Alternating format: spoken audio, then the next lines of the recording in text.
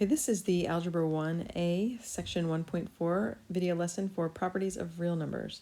And the objective here is to identify and use properties of real numbers. So last section we learned what real numbers were and the different types, and now we're going to be using properties. So the first property is called the commutative properties. There's one of addition and one of multiplication. And this just changes the order of what you're adding or what you're multiplying, and it states that even if you switch the order, they're still equal. So a good example of this one would be like 1 plus 2. That's the same as 2 plus 1, right? They're both 3. And then for multiplying, right, 2 times 3, that's 6. That's the same as 3 times 2, which is also 6. So that's just saying commutative property. If you change the order when you add, it's fine. If you change the order of who you multiply first, it doesn't matter. The associative properties, this is a grouping property. Right, with parentheses you would do first. So if you add the first two and then add that to the third one, that's the same as adding the second two and adding it to the first two, as long as they're all the same. And same with multiplying. If you multiply these two first and then multiply by that, that's the same as if you multiply these two first and then multiply by that.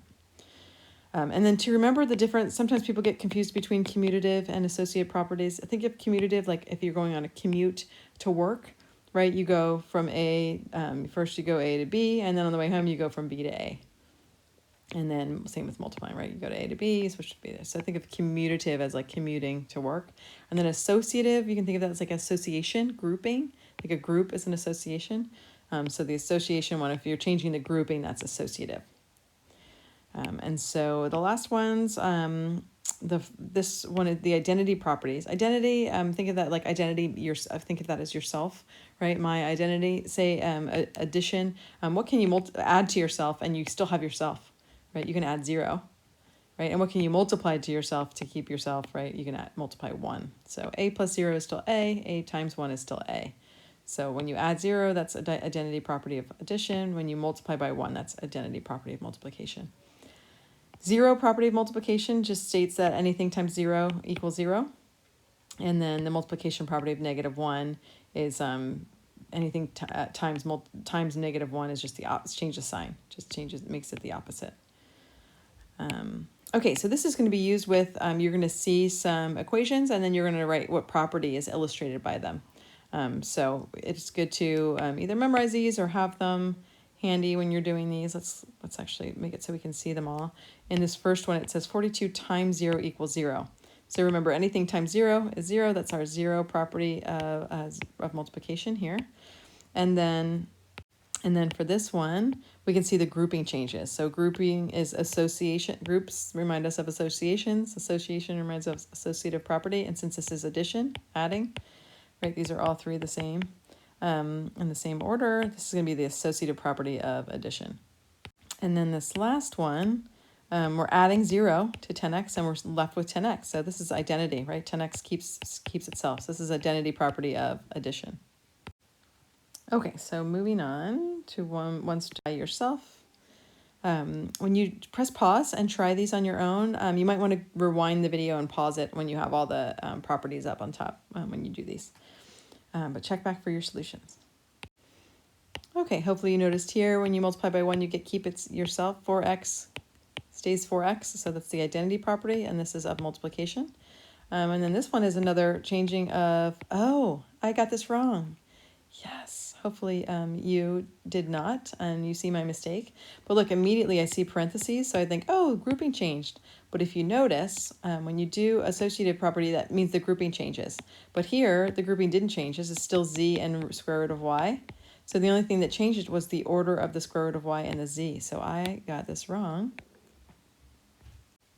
Upon further inspection, this is actually the commutative property of addition.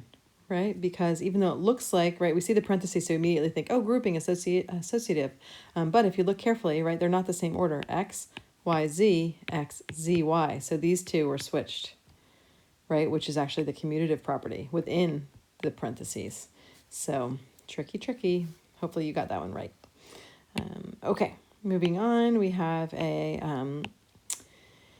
Word problem with for mental calculation. So this problem says a movie ticket costs $7.75, a drink costs $2.40, and popcorn costs $1.25. What is the total cost for a ticket, drink, and popcorn? Use mental math. So because of the commutative property, right, we can move things around, and mental math will help with that, right? So with dollars and cents, right, if you just have whole dollars, then it makes it easier to calculate mental math. So we can see here, this is $7.75, this is $1.25. If we take a quarter from here and put it here, that makes this $8, right? So then this becomes $8, and this, we take away a quarter here, this becomes $1. And then we can easily see that that is $9, and then we can add our 240, and then mentally we can just count that in our head, 1140. Okay, so using mental math just means kind of moving things around, right, to create whole numbers, right? So try it. Oh, I didn't have one for you to try. Okay, here is another example. This is for writing equivalent expressions. So we're going to be using the properties to simplify expressions. And in the homework, it's going to ask you to justify, and so basically name the property that you use. So here we can simplify this. This is if we regroup just the numbers together, right? That is we just changed the grouping. So this is the associative property of multiplication, and then we can just do 5 times 3, which is 15. And so that is that simplified using, and then the justification is associative property of multiplication. In this one, right, we can't add a 4 and a 7b. So what we're going to do is we're going to move this, change the grouping around. And actually, we're going to have to first flip these two. So let's flip those two within the parentheses, 7b plus 4 plus 8. So that would be the commutative property of addition. And then we'll change the grouping. So 7b plus 4 plus 8.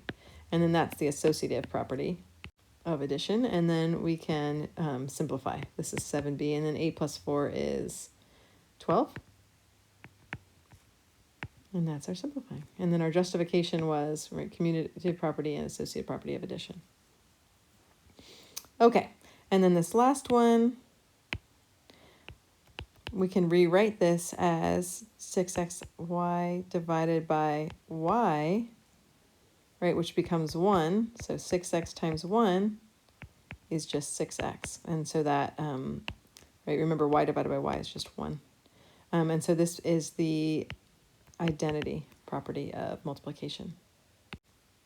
Okay, and that's your justification for that, and that simplifies to 6x. All right, and these are just some for you to try on your own.